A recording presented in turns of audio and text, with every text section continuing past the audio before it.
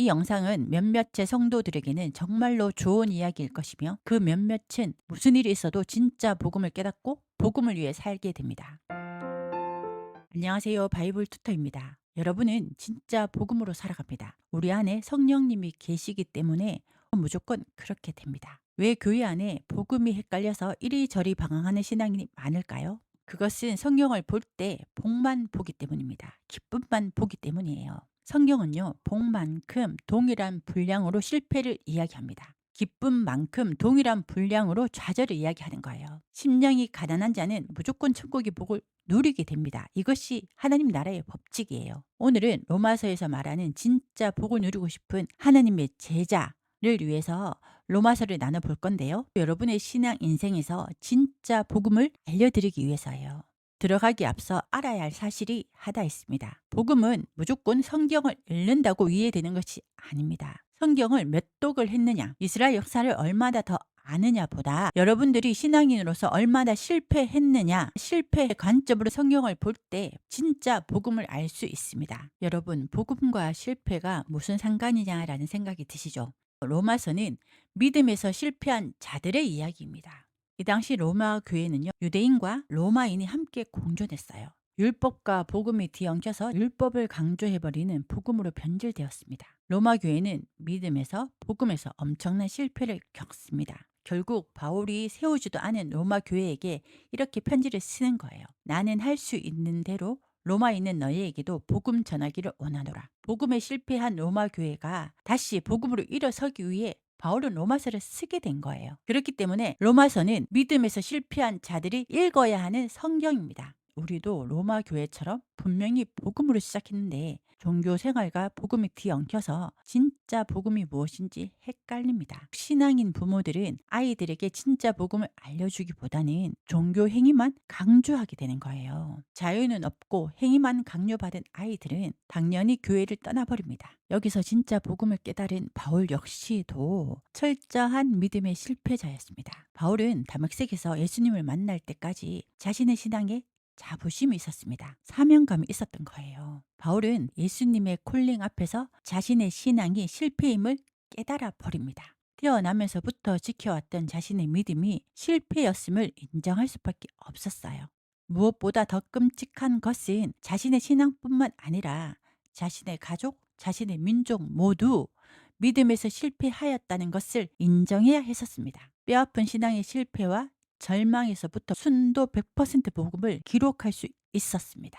맞아요. 로마서의 복음은요, 바울의 실패 거기서부터 시작된 거예요. 로마 교회의 실패 거기서부터 시작된 겁니다. 그렇기 때문에 로마서는요, 적어도 믿음에 실패한 분들만이 읽을 수 있는 책인 거예요.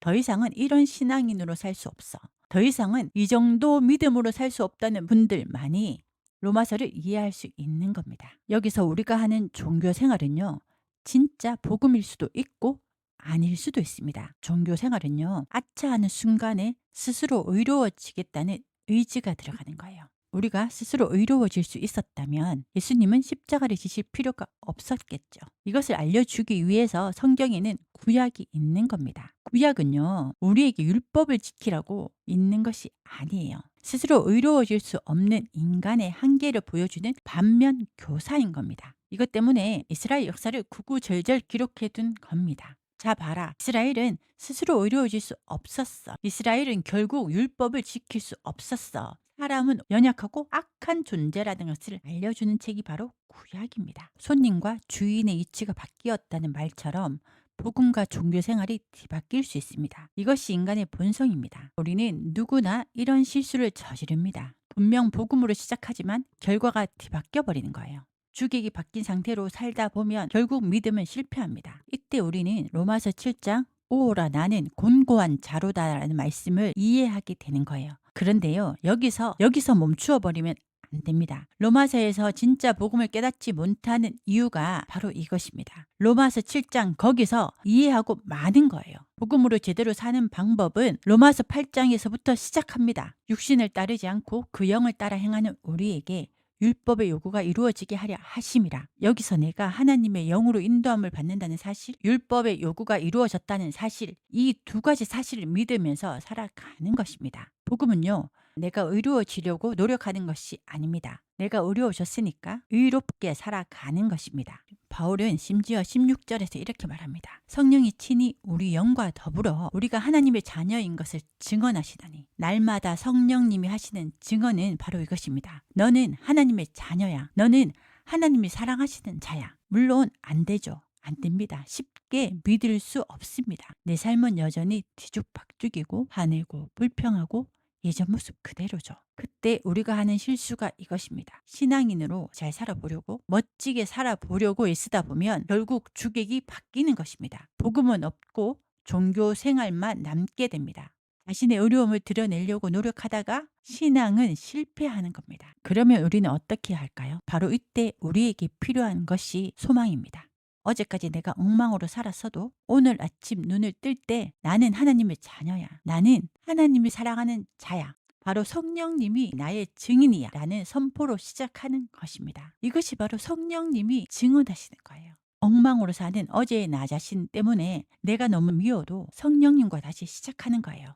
그래서 로마서 8장 24절은 우리가 소망으로 구원을 얻었음에 보이는 소망이 아니라고 말하는 거예요. 비록 내 삶의 의로움이라는 것이 티끌만큼도 보이지 않아도 우리는 의인이라는 소망을 안고 살아가는 것입니다. 우리가 보지 못하는 것을 바라면 참음으로 기다리라고 말하는 겁니다. 내가 의로운 자라는 믿음으로 살아갈 때 바로 의로운 삶이 펼쳐지는 거예요. 그때 비로소 복음과 종교 생활이 뒤바뀌지 않습니다. 종교 생활만 열심히 하다가 결국 실패해버리는 신앙인으로 전락하지 않습니다. 100% 의로워지겠다는 억지 고집은 복음이 아니에요.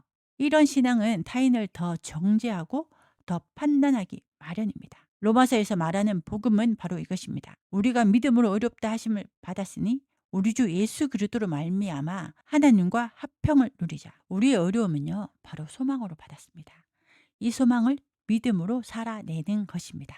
이때 타인의 어려움도 소망으로 받은 구원임을 믿는 거예요. 봐주는 거예요. 그때 우리는 화평을 누리는 자가 되고 이웃을 내 몸과 같이 사랑하는 자가 됩니다.